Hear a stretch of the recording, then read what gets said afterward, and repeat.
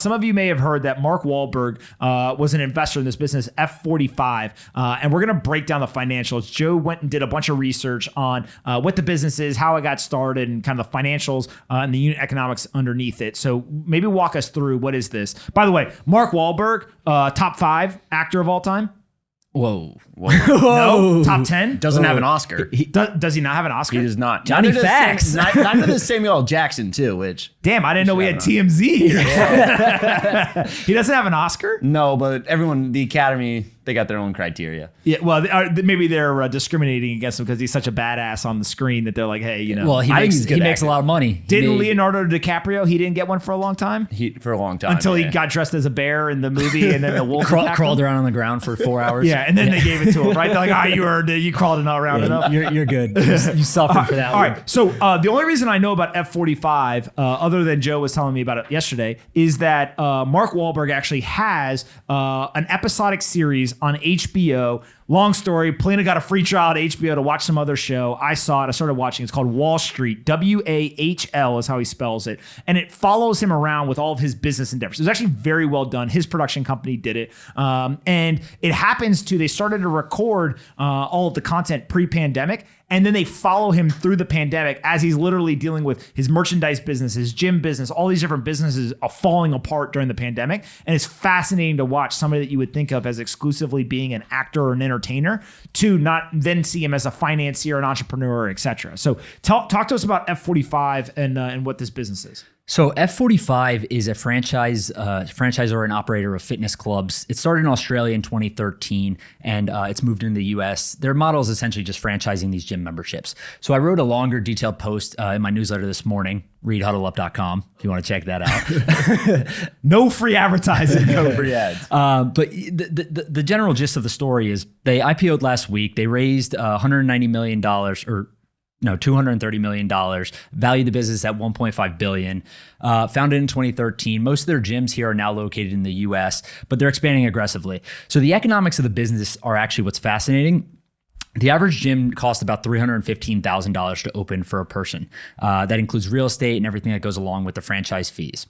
Then it takes about 6 months to become profitable. And that's based on a break-even ratio of about 75 people. So 6 months, you get 75 customers and you're break even. The monthly churn is actually really, really low. It's about 1%. And this is a premium product. So they charge around $200 to $250, maybe around $3,000 per year per customer. So it's a premium product in that regard, but it's actually much cheaper than some of the other gym memberships you've seen. So there's Orange Theory who runs for about, to launch one of those is about $500K to $1 million. Planet Fitness is about $1 million to $4 million to run. And again, this is around $315,000 to start up. So I think the fascinating thing with Mark Wahlberg is he invested $100 million in 2019 through his investment fund, and he made $200 million of profit when it IPO'd earlier this week. So the stock's gotten crushed a little bit over the last few days here because of COVID concerns and things shutting down. It's important to note they had about $90 million in revenue in 2019. Last year, they did about 80. So they had a significant decline in annual revenue because of gyms closing. I think it was maybe June and July of last year, 100% of F45 training clubs globally were closed. But I think it speaks to the franchise model and how lucrative it can be to some degree, because you have the ability to kind of license their IP. And it's very simple. The same class is done in every single F45 training facility throughout the world on each individual day. So it's the same class, same equipment. F45 also makes a bunch of money on the equipment. I think it's like $150,000 to purchase all their equipment and their technology. You have an app. You log in. 1 million people log in every day. You show up, they give you a heart rate monitor, you do your workout, all your data is downloaded to the app and sent to you in a PDF report afterwards. And for the franchise owners, it makes a lot of sense, right? Because you're charging a premium product, they put it in high income areas, they pay about $315,000 to start, and it only takes 6 months to return to profitability. So we're seeing a bunch of these gyms pop up. So yeah, on the screen here is all the franchise fees and the equipment and merchandise. So you'll see it's about a $50K upfront fee. There's a $30K annual fee to keep your franchise running. And then there's some things that go along with marketing, website, technology, all that kind of stuff. And the equipment, they sell $120,000 per studio. So these fees vary a little bit depending on kind of how much your real estate costs and your total startup cost. But the idea is that they want to open up 23,000 of these studios worldwide within the next decade or two. And the plan to do that is they're selling about 40 a month. So in the newsletter, I have it, but They have a sales funnel that they do approximately 1,600 prospects per month through a sales team of about 50 people all across the world. That leads to 260 qualified leads, and then they close 41 sales per month.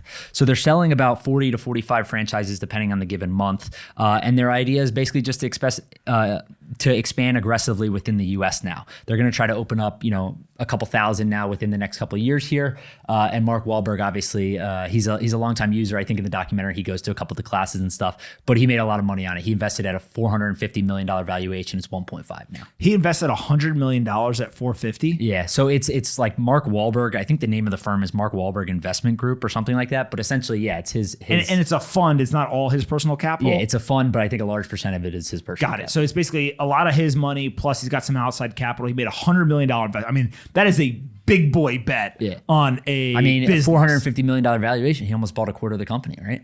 Yeah, but that's what I'm saying is it's not like he's like, hey, let me just throw $1 million, $2 million in, right? I mean, he made a big boy bet on that. Now, do we think it's worth $1.5 billion?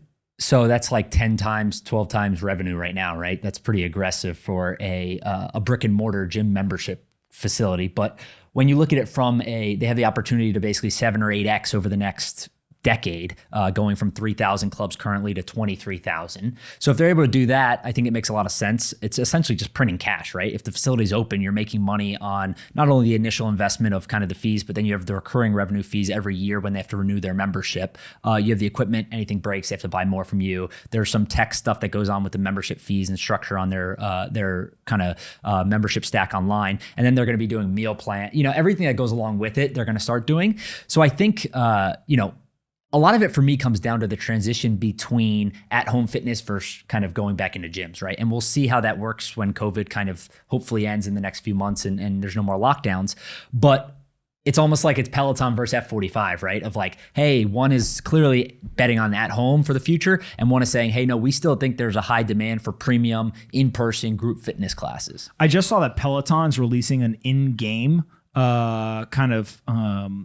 pedal, and then there's like a wheel, I guess, in a virtual situation. And the whole goal is to keep the wheel rolling and then keep it on the actual thing. So it's like they're almost gamifying it to some degree. There's a Black Mirror episode at one point where like you get on the bike and you got to pedal and you like earn points or something. And then you like earn the right to get off the bike or whatever.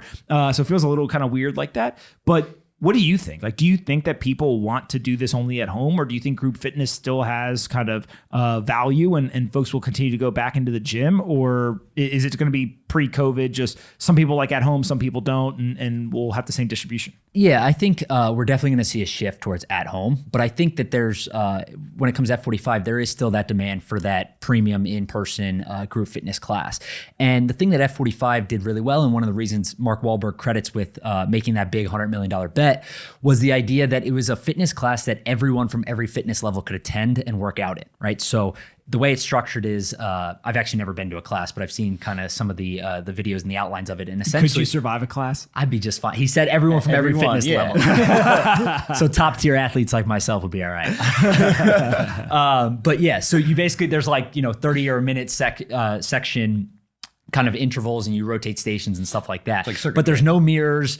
They have the whole Planet Fitness, like no grunting, the lunk alarm kind of deal where you can't be aggressive and all that type of stuff. Well, hold on. I see Mark Wahlberg in the documentary. He's working out with gloves on. So just so we're clear. Yeah, but he's not yelling and there's no mirrors. So you can't be checking yourself out the whole time. That's fine. You can have no mirrors, but if you got gloves on, you got to be serious, right? Like, or at least think you're serious. Oh yeah. No, the guy wakes up at like, isn't it like 2:30 or 3 in the morning? 4 o'clock. Yeah. Just to work out. Beast. Yeah. Do you ever read the story about Mark Wahlberg? I believe it was him, used to play one-on-one basketball full court with his trainer. Wait, one-on-one basketball full court Google with his trainer? Yeah, Mark Wahlberg, one-on-one basketball with his trainer at like 5 o'clock in the morning. I'm pretty sure that it's him. And it just speaks to like the discipline that he has. He wakes up every morning, he works out. He also brings a lot of people that he works with into the gym, both if he's doing F45 or if he's doing it in terms of at home. He likes to like bring all of the people who run the different businesses for him together to work out. And it's his way of motivating them to work out and also holding himself accountable. Yeah, but if you think about it from kind of the standpoint of you only need 75 members per gym to be profitable, so there's massive incentives for the franchise owners to open up these businesses. And if you have 150, you're profitable, right? There's a much more lucrative side of it for franchise owners than there is for kind of the Planet Fitness people who are paying $1 million to $4 million to open a gym. Memberships are cheaper. They're only $10, $15 a month in most places for Planet Fitness. And then you have a world where Peloton can still survive, right? They're selling, all these bikes. They're back ordered. The pandemic really accelerated their business. Now they have this corporate membership program where I see a world where both survive, right? And both thrive, where they're opening up 40 facilities a month and Peloton's selling millions of bikes. The gamification helps with it and expanding their business model. But I don't see brick and mortar gyms necessarily dying within the next decade. I think everyone knows that at-home fitness is a trend that's going to continue, but they'll be able to do that through, I think they're purchasing a bike manufacturer for like $25 million. Who says they can't throw a video screen on that and build a similar product? It won't be the same. But when you see that transition happen, people still want in-person interaction and the group ability to kind of energize yourself and get in the mood for a group workout. That stat of 75 people to break even is one of the craziest stats to me, because if you told an entrepreneur all you need is 75 customers and you break even, then you start making money, then sign me up. Well, you need 315,000 to start, but listen, but Mark Wahlberg's generally low for a startup. Yeah, for a franchise like that, like I said, Orange Theory, which is another popular like group fitness class, is almost $1 million, $500 to $1 million to start up, $500K to $1 million. Planet Fitness is $4 million in some cases to start up. Really expensive. Crunch is $2 million. 6 months to profitability is pretty crazy. Yeah, on average, their All franchise. Right. So Mark Wahlberg's making big boy bets, but I got a big brain right here because in June 3rd, 2012, there's a gentleman by the name Eric Hedgegard. I may be pronouncing that incorrectly, but he used to write for the Rolling Stone. And he has on his personal website now an article that says, "It takes all kinds." And he starts it out with, "This is my third story about Wahlberg. And just like the first two, he hated it." And as you scroll through, this is a pretty lengthy profile he's got here. There is a section. Remember, this is from 2012. And I remembered exactly this one detail.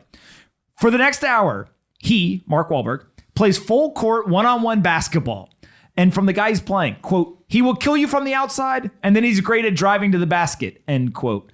"In my 7 years of playing him, I've never won a game. He's a stud. He's relentless. He never eases up." All right. That's the guy he plays for 7 years. They've been playing one-on-one full court basketball in the morning for an hour. And the guy said he's never won a single game against Mark Wahlberg. So is he good or does he... Or does the other guy suck? Yeah, like, that's what I'm curious. He didn't say, he wasn't clear on that. And then Wahlberg is quoted in the same article saying, "I have one hoop at 10 feet and one at 9 feet, so I can dunk and think I'm in the NBA. I have a camera on the 9-foot one, so when I dunk on your head and am feeling pretty badass, I can send you a highlight reel of it on DVD." That's fantastic. Like, those are the stories and anecdotes that make you want to cheer for a guy like this to be successful, right? It's like, awesome. He does the movies. He makes, what is it, $50-60 million a year, you said, right? Yeah. Like, he's successful. But when you hear that he's playing for an hour, full court one-on-one basketball, and he literally has one of the rims at 9 feet so that when he dunks on you, he can send you a DVD of him doing it, you're just kind of like, you know what? I like that guy.